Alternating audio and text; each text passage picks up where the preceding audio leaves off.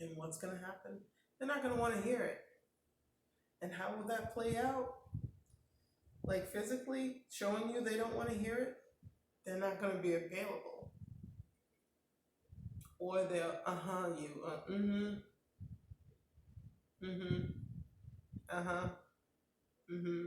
And that so helpful advice that they were giving you, yeah, helpful advice they were giving you, and some of it could have been helpful, but if they've been swept up into believing that your partner is all bad, may not have been that helpful or that constructive. They don't want to hear it because they're trying to figure out why you're still with that person. If you keep complaining about your partner, you don't take the issues up with your partner or try and get a professional to help, like myself,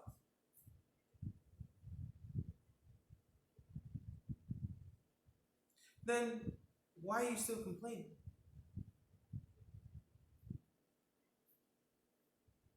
Think about that. Then why are you still complaining? I'm getting real.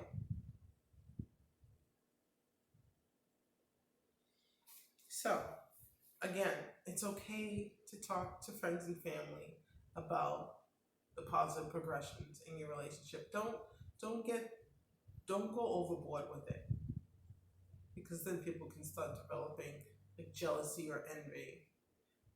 So you want to be very careful, very strategic in what you share. There's nothing wrong with sharing, but you got to hold back too. So, but when you're telling information, when you're sharing information, again, you have to be very careful. And there are things that you just can't share. There are things that are too personal or so personal, you can't share. It's called oversharing. The first thing is issues surrounding sex. Yes, issues surrounding sex. What's one thing? The act, the performance. Say one of the partners, they don't have a lot of energy. So their effort, they don't make a lot of effort when they're having sex. So the sex may go to completion, but the thrill to get there may not be as exciting as it was in the beginning. There are things that you can do about that. Another thing, size. Size of your partner's penis. For some women, that's an issue. For some, it's not. But the thing is, guess what? There are things that you can do about that. Because the ultimate goal is for you to be satisfied in the end. There are things that you can do about that. Also, rhythm. Just not finding that rhythm, just not syncing up. There are things that you can do about that. Definitely things that you can do about that. Let's talk about,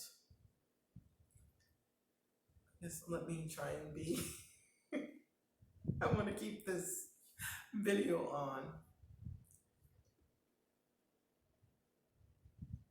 Self-image, the way that you look, the way that you feel about yourself, but you think you have to do like these moves, these different positions. Well, you're not a part of the adult industry, filmmaking industry. So you don't have to do splits and, get on your head or whatever it is that you do, whatever it is that you think that you should be doing. That is fantasy, that is not real. So let's stick with reality and let's work from there. And that is something that I, as a relationship coach, can help with. And that is something that a therapist can help with. And there are professionals who are experts in sex issues. The next one is financial issues, student loans. We know with millennials, especially, that there is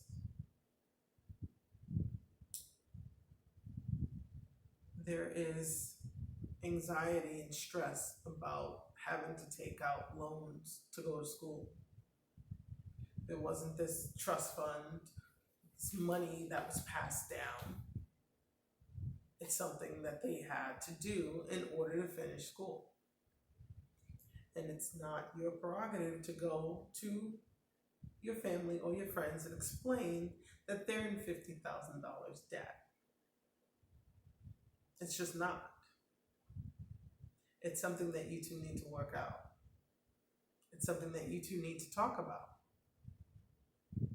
The next thing is, and that's actually something that should have been talked about before you moved on to the next step. And that's something that I can help with too. The next thing is trauma. Something that happened during childhood. Now, think of it like this. This person experienced this traumatic event,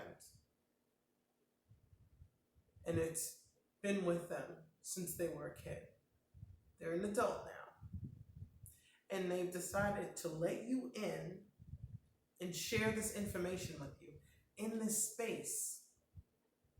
A select few, and you honor them by thanking them and appreciating what they told you. Now, what you do with that information, you keep it to yourself. You don't go and tell your family and friends about that information. You just don't. You don't. There are gray areas with some information that you can talk about to like trusted people. One is infidelity. Now I know with cheating, with infidelity, I have been there myself. It's shameful, it's hurtful, and you don't want to tell anyone because you don't want to feel judged, because you're still trying to figure out, how could this person do this to you? You're still trying to figure out, why would they do this to you? It is definitely something that's personal, and it's humiliating. And if you take this outside of the relationship, because it may be hard for you to talk to the very person that inflicted that pain on you. So you go and you talk to a confidant that you trust. You have to trust them. And if you choose not to give that information and keep it to yourself, well, talk to a professional, again, like myself or like a therapist. The next thing is, it's non-negotiable. It is something that you need to tell someone. It's abuse. That is a must. It has to be shared with a close friend, with a health professional. It is not something that you can keep. Absolutely, positively, not something that you can keep. All right, I'm on 10 minutes or so I'm going to end this video and start my last one.